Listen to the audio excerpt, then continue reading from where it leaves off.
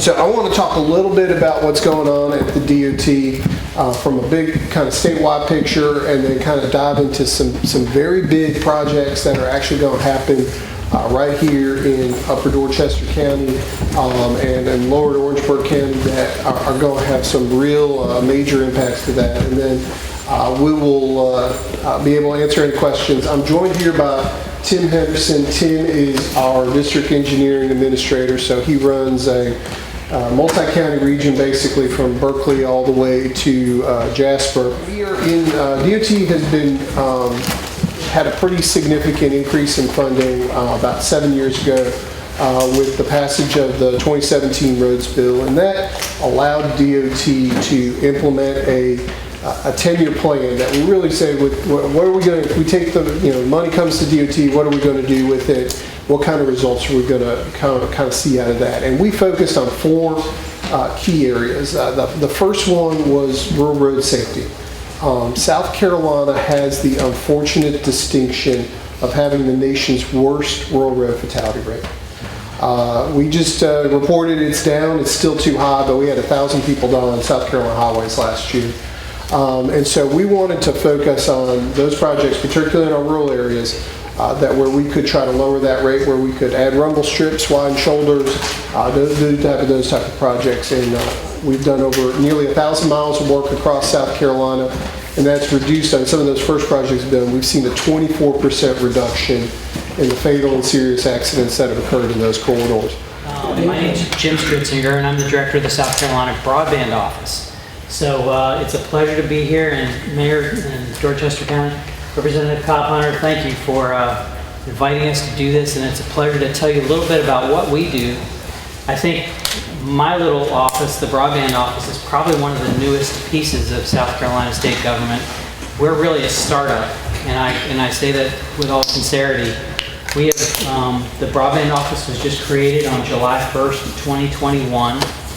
We had a little baby budget of $30 million on July 1st, and it ballooned after I had the high honor of going to the White House in June. And when I left the White House, I learned that my consolidated budget had gone to $1 billion. So from 30 million to $1 billion in 2 years. I want to introduce you to 3 words in the broadband world. We call it access, adoption, and use. And when I use the word access, I'm talking about physical infrastructure, making sure that a house has the ability to connect. And then, of course, we want to make it affordable. That's the other piece of this. It does us no good to build a lot of broadband that nobody can afford. So we want to do that. But then the holy grail is the use factor, is making sure residents know how to use it once it gets put in your homes. So my job is to focus on the infrastructure to make sure that gets put in place. But you'll all be kind of glad to know we have recently set up, or in the process of setting up, a digital opportunity office to help provide the skills that residents need. It might be able to teach you telehealth. It could be to teach a student how to use internet at home, things like that. So that's going to make a big impact in the area, and we're just going to keep on keeping on until we get everybody connected. So I know we'll have, I'll pass this on. We want to thank Representative Gilda Cobb for inviting us. Our mission is to lessen the impact of disasters on our citizens, on our economic system, and on our natural resources. And we do it in a few ways, and I'm going to ask Felicia to come up and talk about all the ways that we do this through our mitigation projects that we have going on around the state. So our mitigation department at the Office of Resilience, we have 4 program areas in mitigation, one of which, sorry, is this better? So we have 4 program areas in the mitigation department, one of which is our stormwater infrastructure program. That is some of the work that you're seeing. We don't have current projects in Dorchester, so when I say you're seeing, you're looking at things like expanding culverts so that water goes and flows in the way and direction it's supposed to go, and at a pace so that you don't see flooding in your home where you can't get out of your neighborhood because of flood or rain events in your communities. We also have a voluntary buyout program in mitigation. A lot of people don't like to hear the word buyout, but there are just going to be some folks that are in a location where this is a beautiful building. I am so impressed. I don't think I've ever been here before. But it is a gorgeous renovation, and I can just imagine all of the learning and the performances that must have gone on in this building. So I congratulate you on this wonderful facility here. In Orangeburg County, we have what we thought all counties have, a CTC, a County Transportation Committee, that makes those decisions. Is it the same here in Dorchester County, the local CTC? Because bottom line, what I want them to know is, because I've heard a lot of complaints about Wire Road. Don't know if that rings a bell with anybody, but Wire Road. So how would, Mr. Secretary?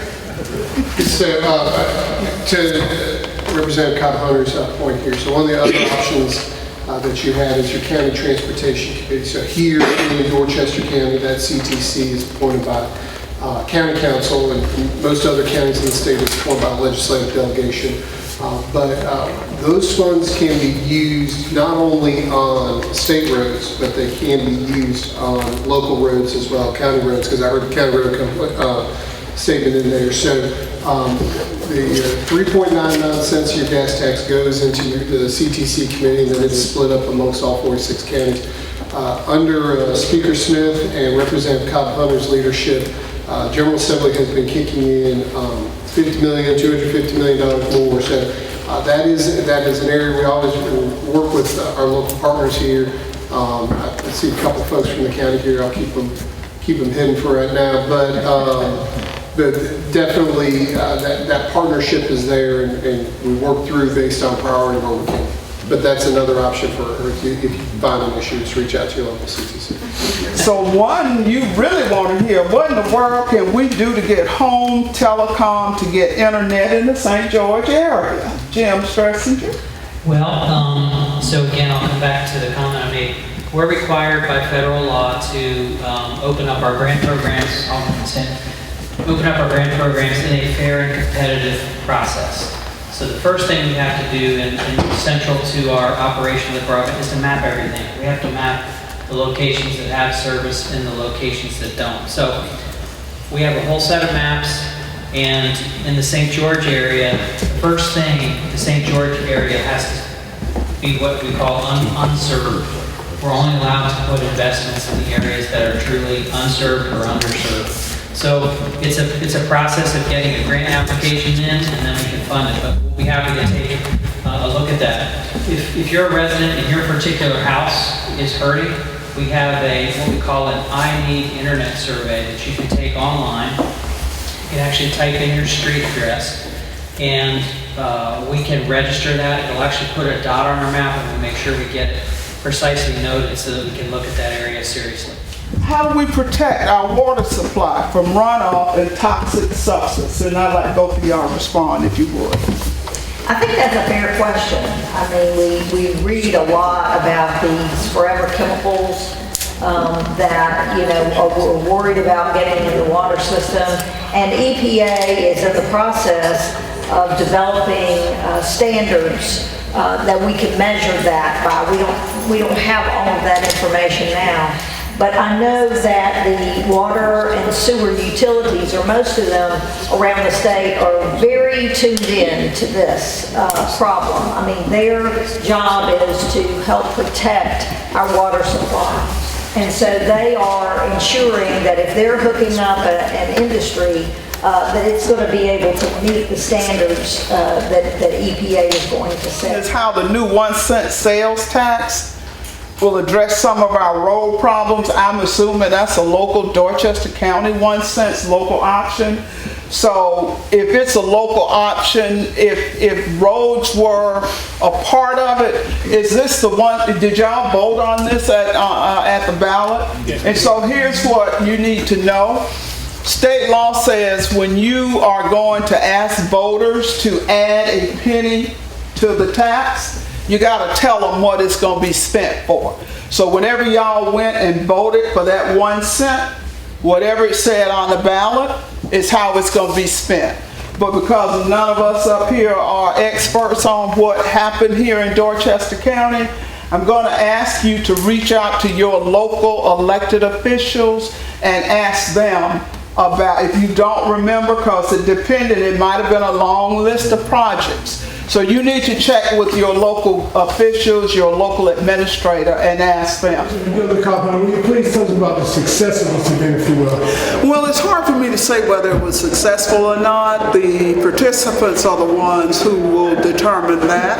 I enjoyed having the agencies come and having people have the opportunity to be able to have questions answered. So I guess in that sense, I'll call it a success simply because people showed up. So for me, it was successful. The comments I've heard since it ended is people are grateful for the chance to not just receive information, but to have an opportunity to talk firsthand with various state agency people. It was said by the mayor that this is the first time that such a meeting took place by a representative from the state. I didn't know that. I had no idea. I mean, it's the first, but it won't be the last. You know that I am very much about informing voters and constituent services and all of that. And quite frankly, information is power. And so I think we have to provide people with information so that they can make decisions that are right for them and their families.